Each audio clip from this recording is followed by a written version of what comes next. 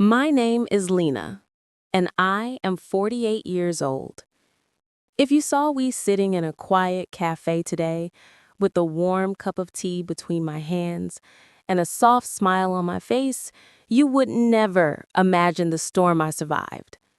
You would never guess that just 2 years ago, I lost everything: my home, my savings, my business, and almost myself. People often say that the deepest wounds are the ones no one sees. I used to think that was just a poetic line. Not anymore. My story begins with the sentence that changed my life forever. A sentence spoken by the person I loved more than anyone in this world. She looked straight into my eyes, her expression calm and cold, and said, "I never asked you to save me, Lena. You ruined your life all by yourself." Even now, I can still feel how those words cut through me. Not like a knife. Knives are quick. This felt slow, like watching something precious slip from your hands in silence, knowing you cannot catch it in time. For months, I replayed that moment. The stillness in her voice, the distance in her eyes, the emptiness inside my chest as I realized I was no longer speaking to my sister, but to a stranger wearing her face. I wish I could tell you that I saw it coming, that the warning signs were clear, but the truth is, love can be blinding, especially when it comes wrapped in the word family. I grew up believing that family means forever, that blood is unbreakable, that sisters are protectors, not destroyers. Grace and I were once inseparable. She's 3 years younger than me, and when we were children, she used to follow me everywhere. If I climbed trees, she climbed them. If I braided my hair, she asked me to braid hers to match. When I cried, she cried with me. When she laughed, it filled the whole house like sunlight breaking through winter clouds. People said we were more than sisters. We were one soul in two bodies. Our childhood home was small, but it was full of warmth. Blue window frames, creaking wooden floors, and a garden my mother tended every morning. I remember the smell of wet soil after she watered the flowers, and my father's laughter echoing down the street before he reached the door. We didn't have much, but we had everything that mattered. But life can change faster than we are ready for. When I was 16 and Grace was 13, our mother fell ill. The days grew longer, the nights grew heavier. I stopped being a child before I knew I had a choice. I worked part-time at a bakery after school, while Grace stayed home to keep our mother company. I cooked, paid bills, learned to stretch every dollar, and learned the kind of strength no teenager should need. Grace was always softer, more sheltered. I protected her from the hard things. I wanted her to hold on to hope. I wanted her to feel safe. When our mother passed away, something inside Grace broke. At her grave, she held my hand so tightly my fingers went numb. Her voice trembled like a quiet prayer. "Do not ever leave me, Lena." And I answer it without hesitation. Never. I believed it with every part of my heart. Today, those words feel like the thread that's hiding me to the future I never saw coming. Years moved forward, and Grace and I built separate lives. I worked hard, sometimes 2 jobs, sometimes 3. I saved slowly, dollar by dollar, and eventually opened a small home goods store. It was nothing fancy, but it was mine. Soft blankets, candles, handmade items filled with warmth. Things that reminded people of comfort. When customers walked in, they often said they felt peace, and that alone made all the long nights worth it. Grace, on the other hand, floated from one plan to another. New dreams every month, always chasing something bigger, something brighter, something that would lift her above ordinary life. She used to say, "We weren't born to be small, Lena. We deserve more." I admired her fire, but sometimes I feared where it might lead her. Then she married a charming man named Stephen. A smile that looked warm, words that sounded sweet, but eyes that never quite matched either. I tried to ignore the uneasiness inside of me. I wanted to believe he would be good for her. For a while, it looked like he was, until the night the phone rang. It was raining outside, soft and steady. I was closing my shop, turning off the lights one by one, when my phone vibrated in my... It was Grace. Her voice shook. "Lena, we're in trouble. Please, we need your help."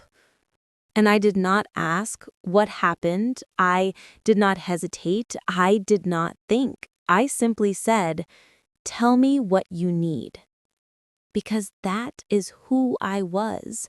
A sister first, always. I had no idea that night would begin the fall that took everything from me. No idea that the hand I reached out to save would be the same hand that let me drown. That night, after Grace called, I drove straight to her house. The rain was heavy by then, sliding down the windshield like tears. I remember gripping the steering wheel tightly, praying it was something simple, a missed bill, a temporary setback, something I could fix quickly so we could laugh about worrying too much. But when I reached their home, everything felt heavy, even the air. The lights were off except for a single lamp in the living room. I could see Grace sitting on the couch, her hands covering her face, her shoulders shaking. Stephen stood near the window, arms crossed, expression tight and unreadable. The moment Grace saw me, she ran into my arms and cried, loud, desperate, shaking. I held her, smoothing her hair like I used to when she had nightmares as a child. "Tell me what's wrong," I whispered.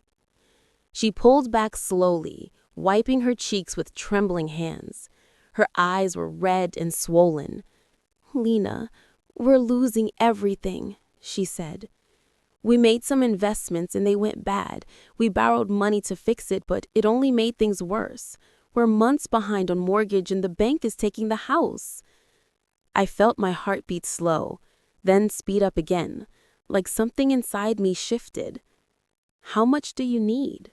I asked gently. Stephen turned toward me, his voice firm, too controlled.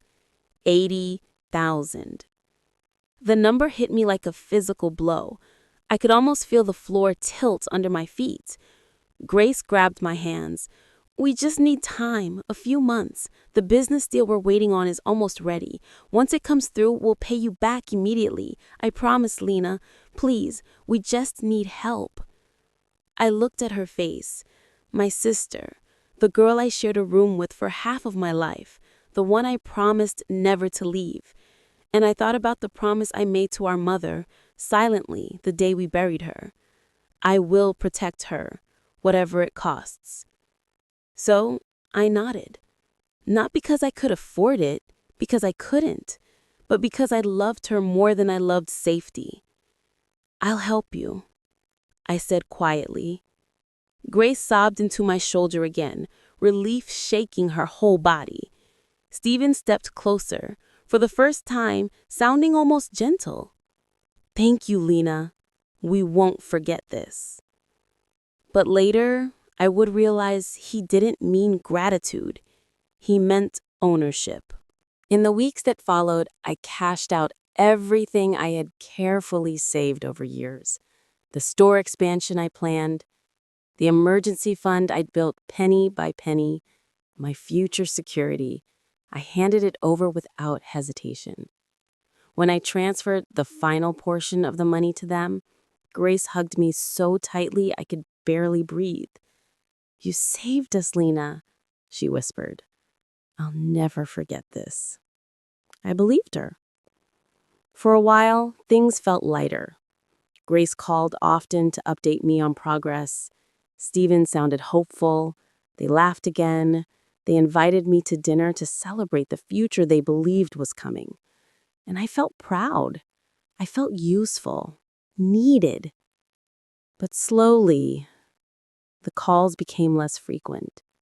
Updates grew vague. Steven stopped speaking when I visited, offering only short answers.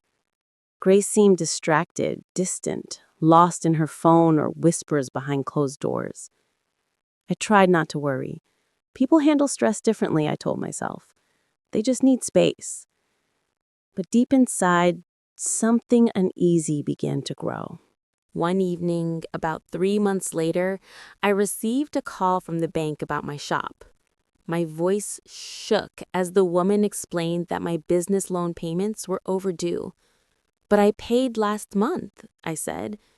"Yes, Miss Hart," she replied, "but the automatic payment bounced this time." I stared at the phone, unable to speak. I had poured everything into helping them. I hadn't checked my own accounts carefully. I assumed I had enough to manage until they paid me back, like they promised. I was wrong. I drove to Grace's house that night, hoping for reassurance, for honesty, for a plan. But when I arrived, something felt different. The living room was spotless, silent, almost empty. No warmth, no laughter. Steven sat at the table, scrolling through his phone. Grace sat beside him, staring at the floor. "Can we talk?" I asked softly. Steven lifted his eyes slowly. "What is it now?"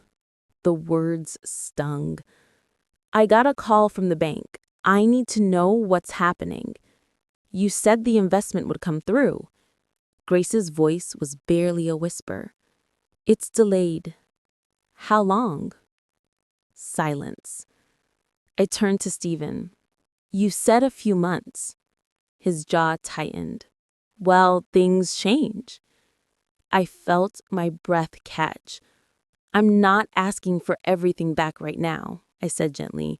"Just an update. I need to plan. I'm falling behind too." Grace finally looked up, eyes filled with something I couldn't read. "You always think the worst, Lena." Her words felt like a slap. "No," I said quietly.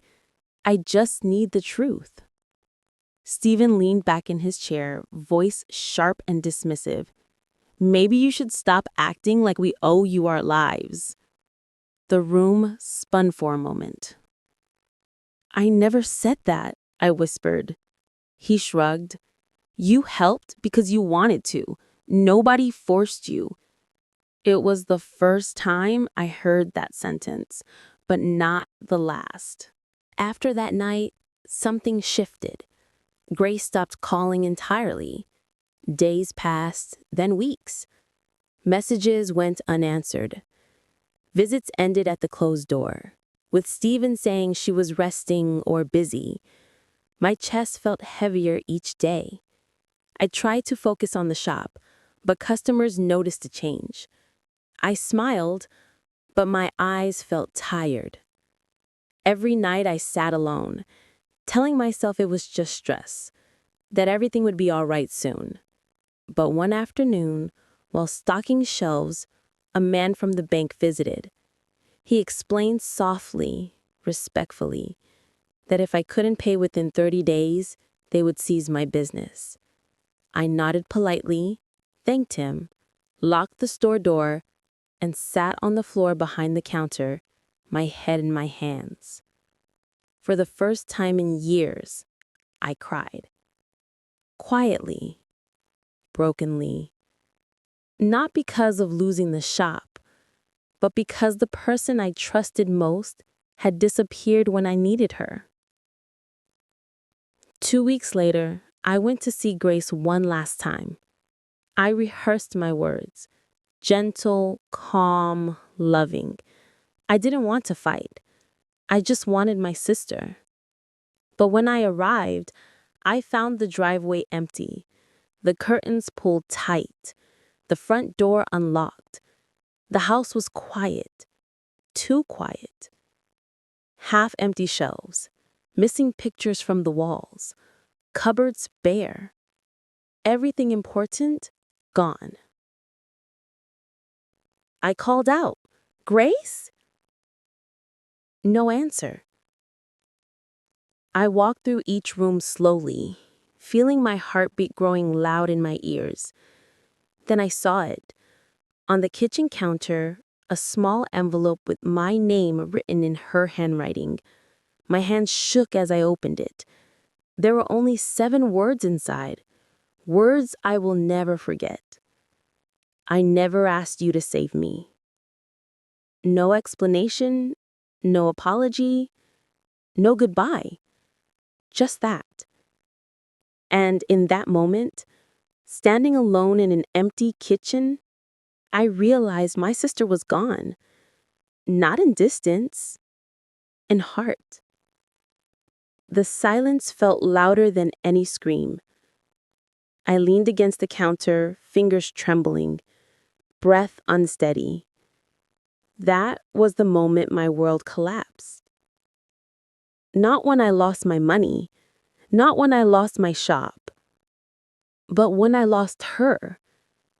Because the hardest part of losing everything is realizing the person you were willing to fall for was never willing to catch you. After I found the note in the empty kitchen, I stood there for a long time, unable to move. The house was silent except for the soft hum of the refrigerator and the faint sound of rain outside. That silence pressed against my chest like a weight I could not lift. I kept reading the words again and again. I never asked you to save me. At first, they did not feel real. My eyes saw them, my hands held them, but my mind would not accept them, as if the world had shifted into a place where everything familiar had turned unfamiliar. I leaned against the counter, my knees weak, and let out a breath that felt like it had been trapped inside my body for months. I wanted to scream. I wanted to break something, but instead, I just stood there, completely still. Sometimes heartbreak does not explode. Sometimes it sits quietly, like a stone sinking slowly to the bottom of a river. Eventually, I folded the note carefully, almost gently, and placed it in my bag. I walked out of the house and closed the door behind me, knowing that when I turned the key, something in my life was closing forever. The next few days felt like I was moving underwater. Everything was slow, muted, heavy. I went through the motions, waking up, opening the store, pretending things were normal, but nothing felt real anymore. I waited for a phone call. I checked the door for a letter. I hoped for a message, even a short one. But there was nothing. Not a single word from Grace. Not even silence that felt like care. Just absence. People in town started to hear whispers about my situation. Small places never keep secrets for long. Neighbors watched with sympathetic eyes, but no one acts directly. Some offered gentle smiles, some avoided me, like misfortune was contagious. A week later, I met with the bank again. The manager was kind, his voice soft, but his words were final. "Miss Hart, we've given every extension we can. I'm truly sorry." I signed the papers with shaking hands, And just like that, my store, the place I built with hope and long nights and every part of my heart, was gone. I locked the door one last time, pressing my hand against the glass, trying to memorize the smell of candles and wood and quiet dreams. It felt like saying goodbye to a part of myself. I walked away without looking back. I tried to hold on to my home as long as I could. I sold furniture, jewelry, anything that still held value. I packed boxes slowly, one corner of the house at a time, until rooms that once felt full and warm now felt hollow. People say that losing material things shouldn't matter, but sometimes it's not the things themselves that break you, it's the memories attached to them, the life they held. One evening, as I sat alone on the living room floor, surrounded by half-packed boxes, I realized I couldn't stay. There was too much debt, too much loss, too much pain. So I did something I never imagined I would do at 48 years old. I moved into a small rented room above a bakery on the edge of town. The landlord gave me a kind smile when I signed the rental papers. "You're starting new," he said. I nodded, but inside, I wasn't starting anything. I felt like I was disappearing. That night, lying on a thin mattress in a room with pale walls and one small window, I let myself cry freely for the first time since Grace left. It wasn't loud, it wasn't angry, it was quiet, exhausted, like rain falling softly on a roof. I cried for the sister I lost, for the dreams I buried, for the life I watched crumble piece by piece. But mostly, I cried because I didn't know who I was anymore. A month later, I finally heard from Grace, but not in the way I expected. I was walking through the grocery store, holding a small basket with only bread and tea inside, when I overheard two women whispering near the produce section. "She and Steven bought a bigger house in the city," one said. "Really? After everything that happened?" "Yes, apparently his new business deal went through." I stopped walking. The world around me blurred. Their voices faded into background noise.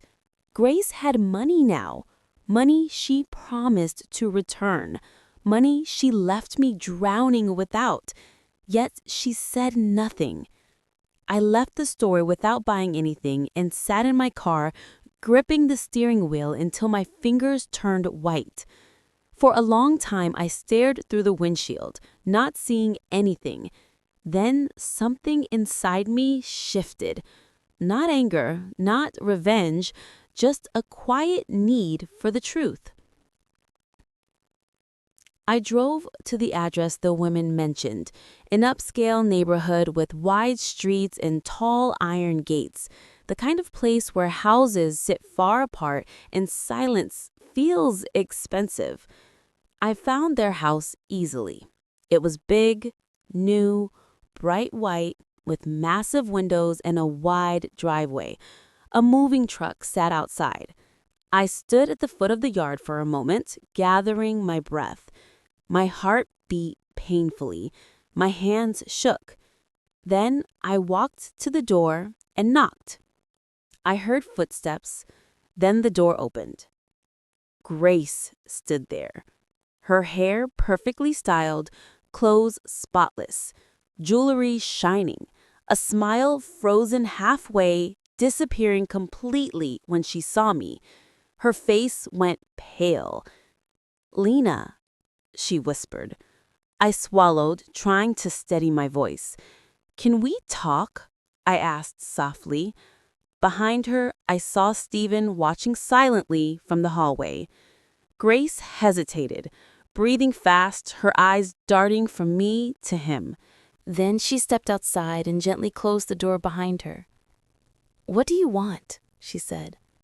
Her voice had no warmth. "I heard about the new house," I said quietly.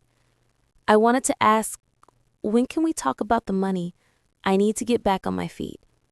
She looked away, jaw tightening. There is no money to give you. My breath caught.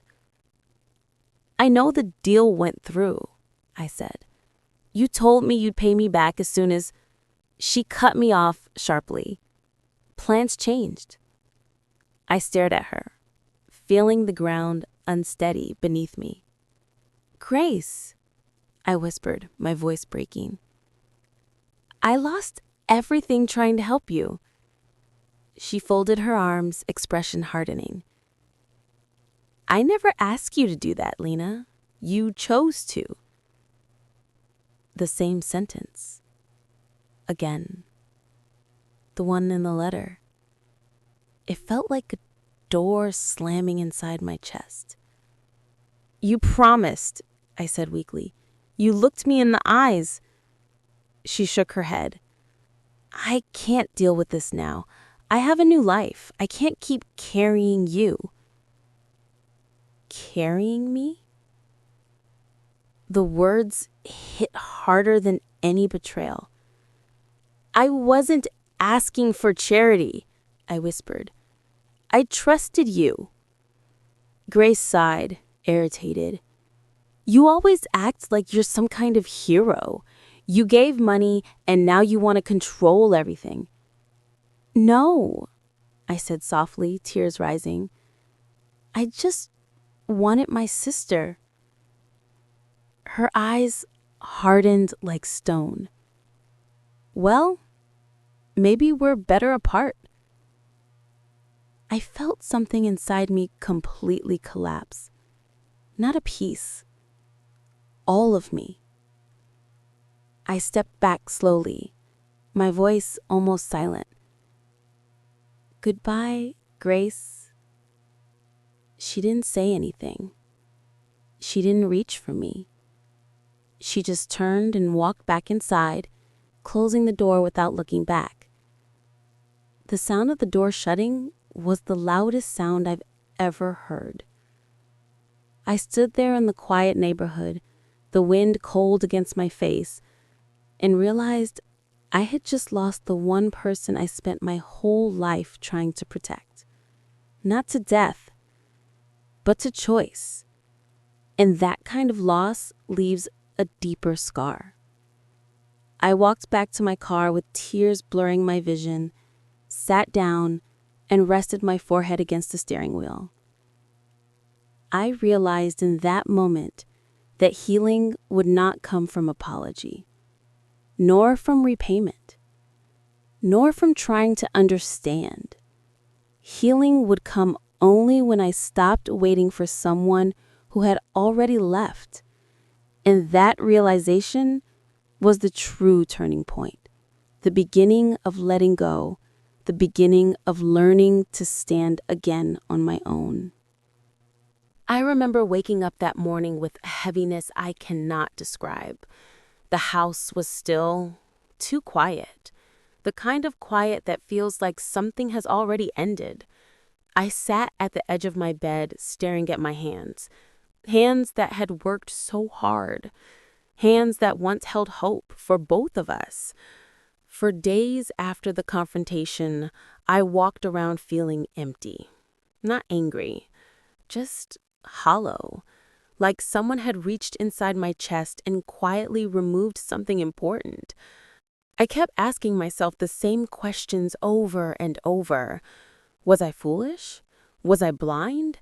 Did I push too hard to save someone who did not want saving? My heart wanted to defend her, but reality whispered the truth. She made her choice, and I had to make mine. I decided to take small steps forward.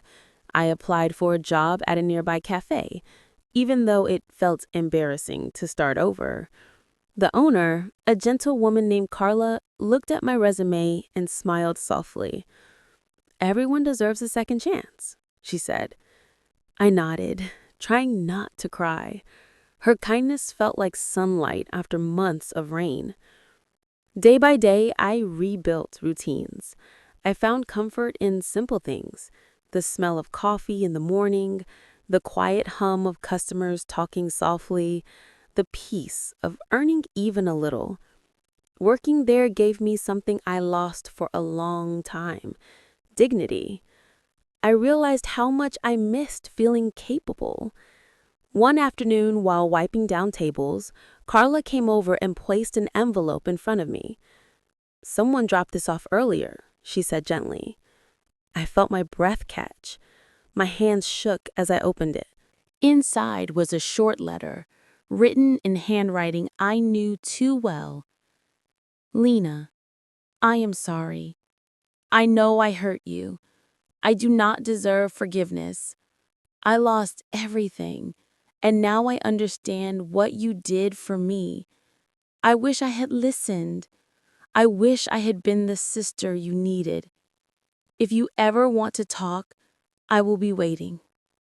Anna." For a long time, I just stood there holding the paper. The words blurred through tears I did not feel coming. Part of me wanted to run to her. Part of me wanted to tear the letter apart. All of me felt broken and relieved at the same time. Carla touched my shoulder softly. "You do not have to decide today," she whispered.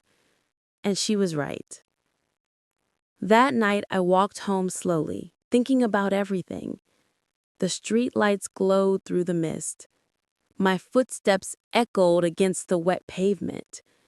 I thought about how love can be heavy, how helping someone can cost more than money, how sometimes the people we would die for would not even fight for us. But I also thought about choice, about strength, about healing. I sat on a bench outside my tiny apartment building, and I looked up at the sky.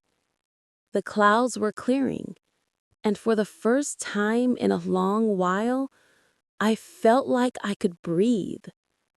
I whispered into the night, "I forgive you, Honor, but I need time." The wind carried the words away, gentle and quiet. I was not the same person anymore. I had lost everything, but I had found myself, and that mattered more. Time has a way of softening sharp edges. Months turned into a year. I still think about Grace, sometimes with sadness, sometimes with quiet acceptance. But the pain no longer controls me.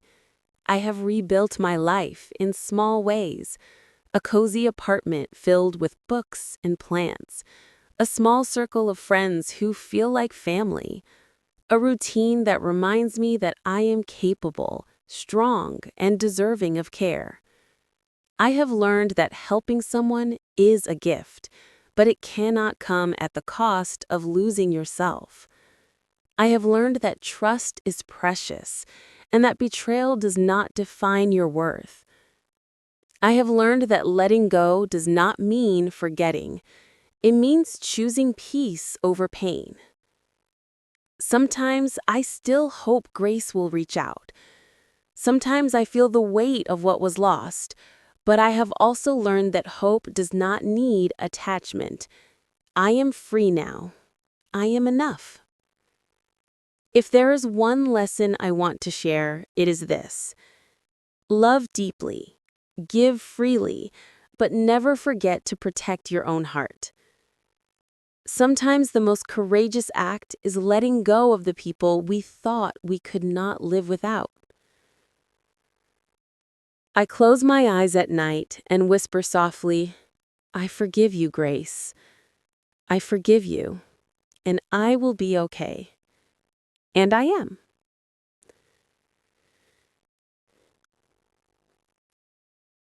If you stayed with me through this story, thank you. If you liked my video and the story touched your heart, please like and subscribe for more real-life stories that explore family, love, and the strength to keep going even when life feels impossible. Because sometimes the bravest stories are the ones we live ourselves.